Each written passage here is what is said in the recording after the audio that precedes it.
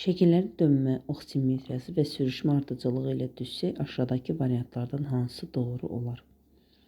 Dönmə dedikdə biz fiqurun hər hansı bir nöqtəsi fiks olur, yəni bir nöqtə sabit olaraq qalır və yerdə qalan nöqtələr fırlanır. Belə deyim, baxaq.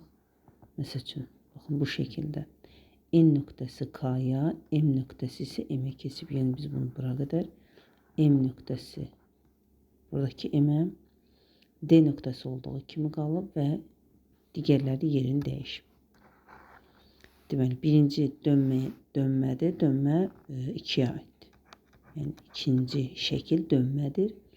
Ox simmetriyası dedikdə bir dənə oxa nəzərən eyni simmetrik, sanki güzgüdə baxırmış kimi görürük. Baxın, A nöqtəsi N-ə, B nöqtəsi M-ə, C nöqtəsi isə K-ya keçibdir. Yəni, birinci şəkil ox simmetriyasıdır. Üçüncü şəkildə isə AB parçası paralel olaraq M-in parçasına sürüşüb. Yəni, bu parçaya köçürülüb və buna da deyirik sürüşmə. Üçüncü. Doğru cavabımız olacaq 2, 1, 3.